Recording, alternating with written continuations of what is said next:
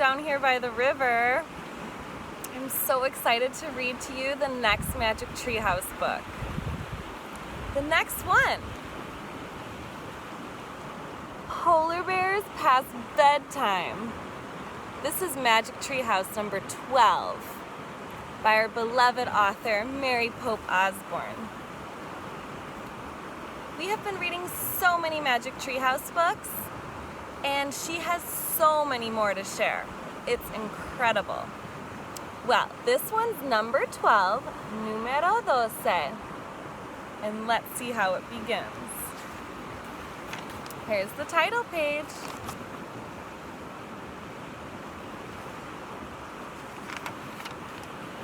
Here's the table of contents. There's 10 chapters.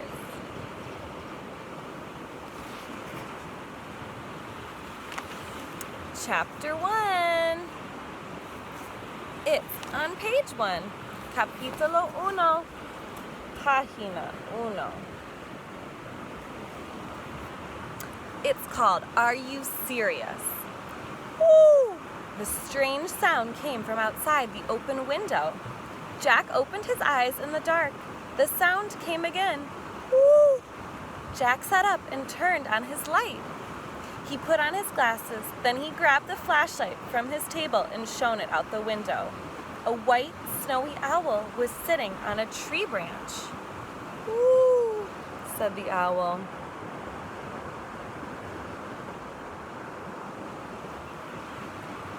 Its large yellow eyes looked right into Jack's. What does it want? Jack wondered. Is he a sign like the rabbit and the gazelle? A long-legged rabbit and a gazelle had led Jack and Annie to the Magic Treehouse for their last 2 adventures. Woo! Wait a second, Jack said to the owl. I'll get Annie. Jack's sister Annie always seemed to know what birds and animals were saying. Jack jumped out of bed and hurried to Annie's room. She was sound asleep. Jack shook her and she stirred. What? She said. Come to my room, Jack whispered. I think Morgan sent another sign. In a split second, Annie was out of bed. She hurried with Jack to his room. Jack led her to the window. The snowy owl was still there. Woo, said the owl. Then he raised his white wings and took off into the night. He wants us to go to the woods, said Annie. That's what I thought, said Jack. Meet you downstairs after we get dressed. No. It says go right now. We have to wear our pajamas, said Annie. I have to put on sneakers, said Jack. Okay, I'll put on mine too. Meet you downstairs, said Annie. Jack pulled on his sneakers. He threw his notebook into his backpack. Then he grabbed his flashlight and tiptoed downstairs. Annie was waiting at the front door. They silently slipped outside together. The night air was warm. Moths danced around the porch. I feel weird, said Jack. I'm going back to put some real clothes on. You can't, said Annie. The owl said, right now. She jumped off the porch and headed across their dark yard. Jack groaned. How did Annie know exactly what the owl was saying, he wondered. Still, he didn't want to be left behind, so he took off after her. The moon lit their way as they ran down their street. As they entered the Frog Creek woods, Jack turned on his flashlight. The beam of light showed shadows in swaying branches. Jack and Annie stepped between the trees. They stayed close together. Woo! Jack jumped in fear. It's just the white owl, said Annie. It's somewhere nearby. The woods are creepy, said Jack. Yes, said Annie. In the dark, it doesn't even feel like our woods. Suddenly, the owl flapped near them. Yikes, said Annie. Jack shone his flashlight on the white bird as it rose into the sky. The owl landed on a branch right next to the Magic Treehouse. And there was Morgan Le Fay, the enchantress librarian. Her long white hair gleamed in the beam of Jack's flashlight.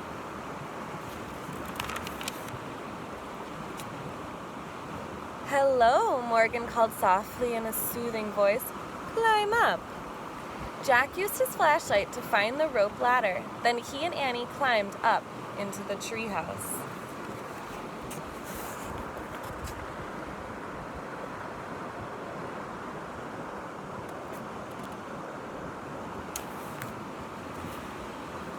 Morgan was holding 3 scrolls. Each one held the answer to an ancient riddle that Jack and Annie had already solved. You have journeyed to the ocean, the Wild West, and Africa to find the answers to these 3 riddles, said Morgan. Are you ready for another journey?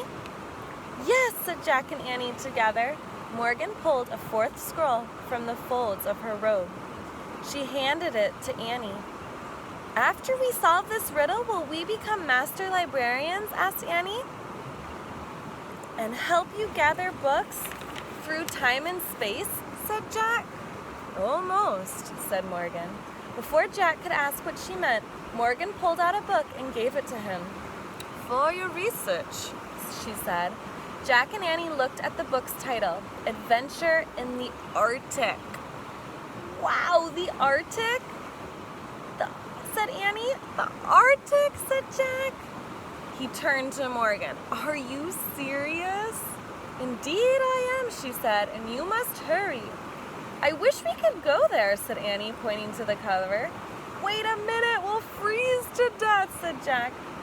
Fear not, said Morgan. I am sending someone to meet you. The wind started to blow. Meet us? Who? Said Jack. Who? Said the snowy owl. Before Morgan could answer, the treehouse started to spin. It spun faster and faster, and everything was still. Absolutely still. Capítulo 2, page 2, or chapter 2, and it is on, let's see, the page number 10. It's called The Howling. The air was crisp and cold. Jack and Annie shivered. They looked out the window at the dark gray sky. The treehouse was on the ground. There were no trees, no houses, only an endless field of ice and snow. Morgan and the owl were gone. Read the riddle, said Annie. Her teeth were chattering.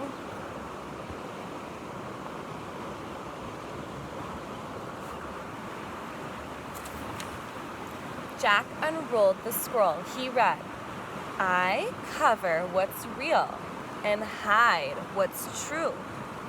But sometimes I bring out the courage in you. What am I? I'd better write it down, said Jack, shivering. He pulled out his notebook and copied the riddle. Then he opened the book. He found a picture of a barren white field. He read aloud.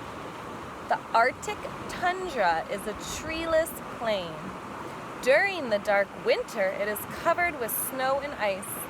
In early spring, snow falls, but the sky begins to get lighter. During the summer season, the snow and ice melt and the sun shines 24 hours a day. The whole day. 24 hours. It must be early spring now, said Jack. There's snow, but the sky is a little light. He turned the page.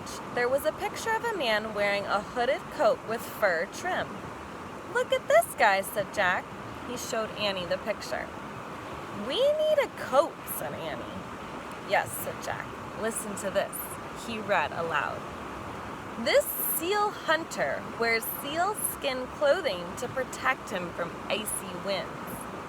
Before modern times, native people of the Arctic lived by hunting seals, caribou, polar bears, and whales. Jack took out his notebook.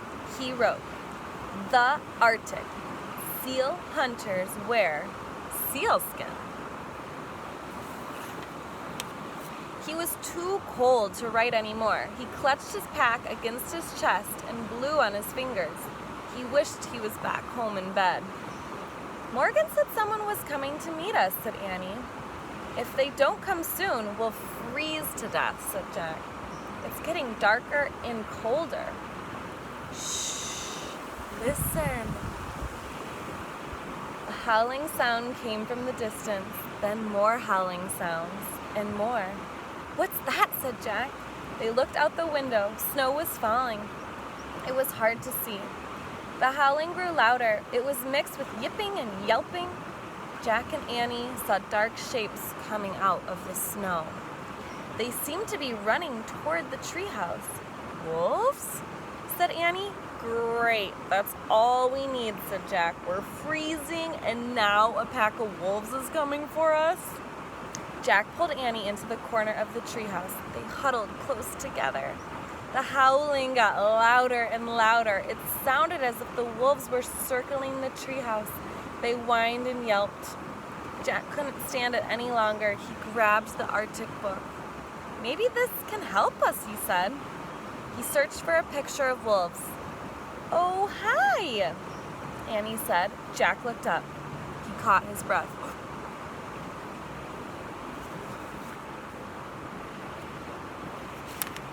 A man was looking through the treehouse window. His face was surrounded with fur. It was the seal hunter from the Arctic book. That's the end of Capítulo 2. Join me as we continue the next 2 chapters of Polar Bears Past Bedtime. Thanks for joining me, friends.